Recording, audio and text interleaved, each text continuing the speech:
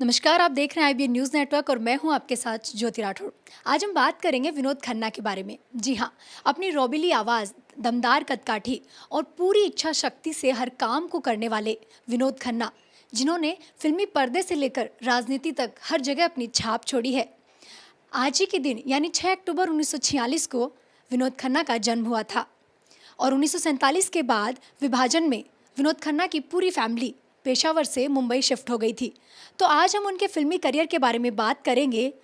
हमारे साथ मौजूद हैं स्टूडियो में फिल्म मेकर और फिल्म विश्लेषक अविनाश त्रिपाठी जी। तो बहुत बहुत स्वागत है अविनाश जी आपका हमारे इस खास प्रोग्राम में। सबसे पहले सर ये बताइए, आज के दिन विनोद खन्ना जी का जन्मदिन है और उस पर हम चर्चा करेंगे। विनोद खन्ना जिन्होंने अपने फिल्मी करियर की शुरुआत करी एक विलन के रूप में और उसके बाद उन्हें फिल्मों में हीरो के रोल मिलने शुरू हो गए और आज हर कोई उनको जानता है। तो उनके फिल्मी सफ़र के बारे में आप क्या कहना चाहते हैं? जी, बहुत कमाल का उनका फ़िल्मी सफ़र रहा। और जैसा आपने कहा कि शुरुआती दौर में वो विलेन का रोल करते थे, उनको उस तरह के रोल ऑफ़र हुए। 1960s के दौर की बात है, जब उनको शुरुआती दौर में जो फ़िल्म मिली, वो बेसिकली फ़िल्म मन का मीत फ़िल्म थी, जो सुनील दत्त के भाई साहब को उसमें as an hero, as an नायक का किरदार दिया गया था और विलन का रोल विनोद खन्ना साहब को दिया गया था। बट विनोद खन्ना, मुझे लगता है कि नायक से भी कहीं ज़्यादा उनके अंदर जो उनका जो प्रभावशाली व्यक्तित्व था, जैसा आपने कहा कि उनकी जो कदकाठी थी, उनकी जो रोबीली आवाज़ थी, वो इतनी ज़्यादा प्रभावी थी कि बहुत सारे निर्माताओं को, बहुत सारे निर्देशकों को ये लगने लगा कि इस व्यक्ति को अगर हम मुख्य किरदार दें तो शायद इसकी जो प्रतिभा है वो ज़्यादा उभर कर आएगी। और वो दिखने में इतने हैंडसम थे कि उनको कहा जाता है कि जब वो पर्दे पे आते थे और लड़कियां जब एक अंधेरे हॉल में बैठकर उनको देखती थीं, तो लड़कियों के जो दिल के साहिल पे ज्वार आ जाता था, मतलब उनके रेतीले किनारे टूट जाते थे। वो इतने हैंडसम, इतना उनका जो पर्सनैलिटी थी वो इतनी अपीलिंग थी जो है।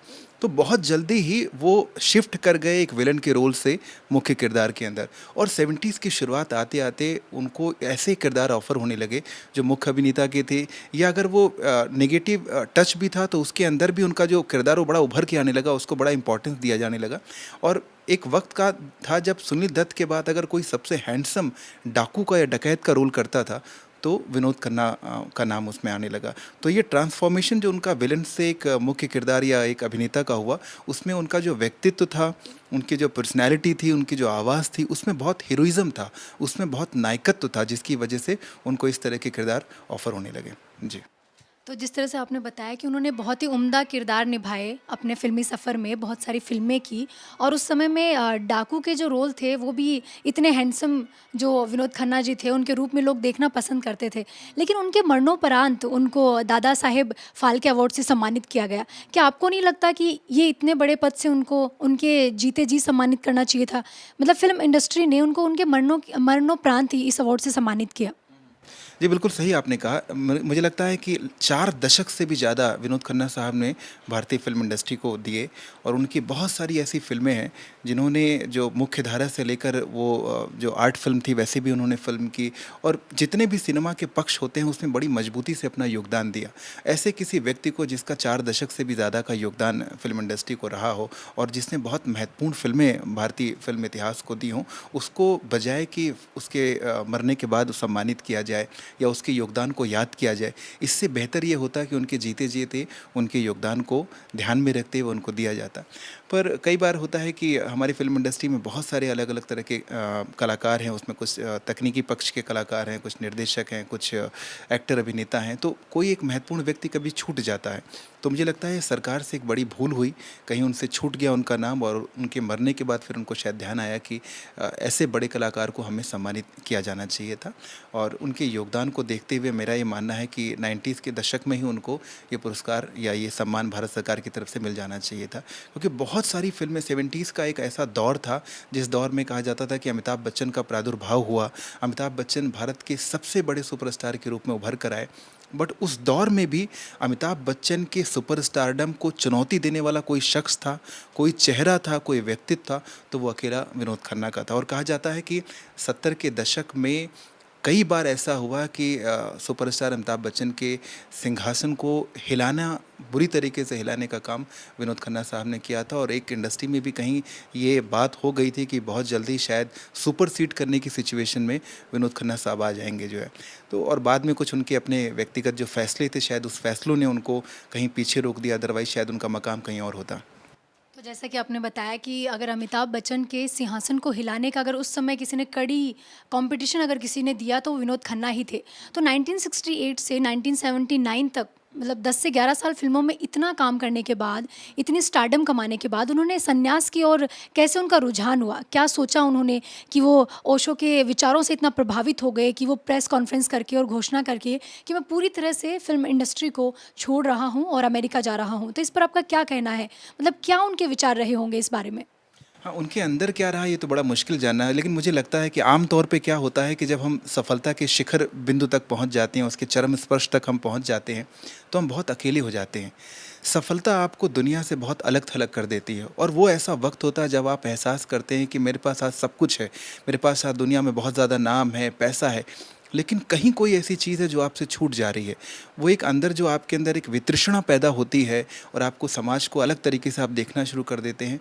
वहाँ से मुझे लगता है कि एक एहसास उनको हुआ होगा कि ये सारी जो कामयाबी है, ये पैसा है, ये शोहरत है, ये स्टारडम है, ये किसी काम का नहीं है। और फिर आपको लगता है कि अध्यात्म एक ऐसी जगह है, एक ऐसा क्षेत्र है जिसमें जाके आपको शायद शांति मिलेगी, वो सुकून मिलेगा, वो मन की शांति मिलेगी और इस ज़िंदगी की जो आपाधापी उससे कहीं आप थक जाते हैं।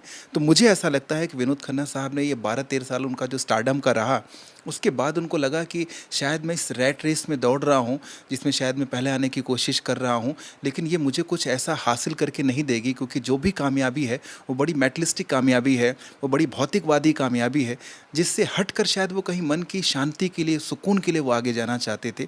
और एक वक़्त के बाद जब उनका परिचय ओशो और उनकी विचारधारा से हुआ, तो उनको लगा कि शायद मैं इस विचारधारा के साथ अगर अपने आप को जोड़ता हूँ, तो मुझे ज़्यादा मन की शांति मिलेगी, ज़्यादा बेहतर तरीके से अपने बचे हुए जीवन को मैं व्यतीत कर पाऊँगा और बजाय इसके कि मैं सिर्फ़ कामयाबी के पीछे अपनी पूरी ज़िंदगी दे दूँ, वो शायद शांति और सुकून के चक्कर में ज़िंदगी ज़्यादा देना चाहते थे। इस तरह का उनका विचार होगा, ऐसा मैं एज़्यूम करता हूँ।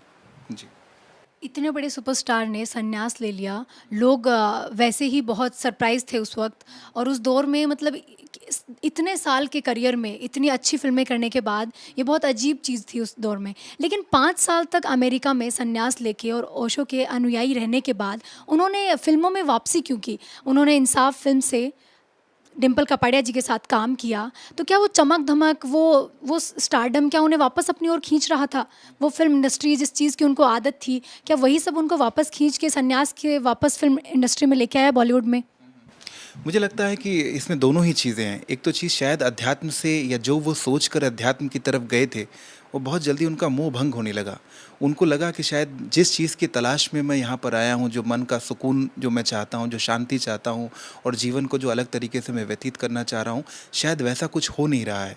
जो भी उनकी धारणाएँ थीं, शायद उससे कहीं अलग कुछ हो रहा था और उनका धीरे-धीरे उस क्षेत्र से मोह भंग शुरू हुआ।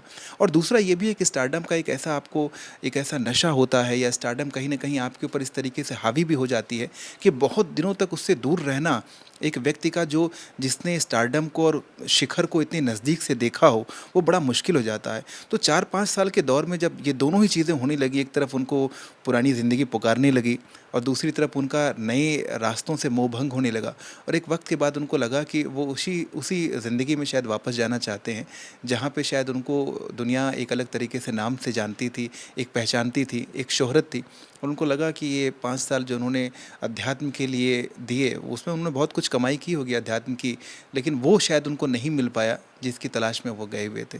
तो उन्होंने फ़ैसला लिया और फिर बहुत जिसे कहते हैं कि आप पूरी ताकत के साथ वापस आते हैं और इंसाफ जिस फ़िल्म का नाम लिया, वो भी बहुत चर्चा में रही।